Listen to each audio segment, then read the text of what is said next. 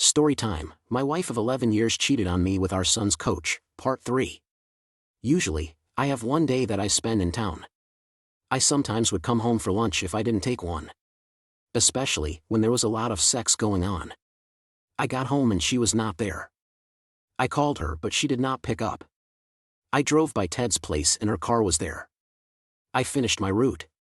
She told me she was at the store. She was sorry she missed me. I told her I was just trying to surprise her. Not a big deal. The next week, on the same day, I again let her know I was coming home for lunch. I was parked down the way from Ted's. How she did not see my big old truck is beyond me. She came running out of Ted's. Got in her car and raced home. I followed slowly, and when I arrived she was making me a sandwich. We had a nice conversation.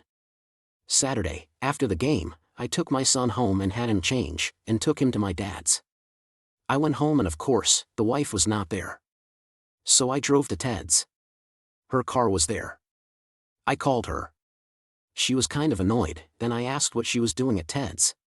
It was just silence. Then talking over the game, I told her to put her clothes on and come home. She swore at me and hung up. When she finally did come home, I was sitting at the table. She again swore at me for accusing her of something. I asked that she sit down.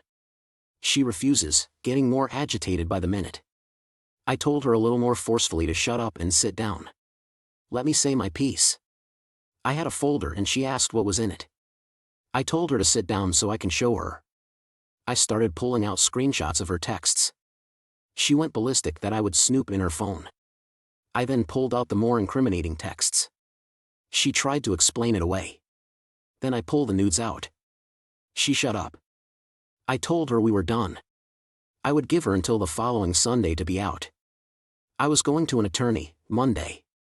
Take her clothes and personal stuff. We will figure everything out later. She just sobbed. She said how sorry she was. I just asked what did you think would happen when I found out?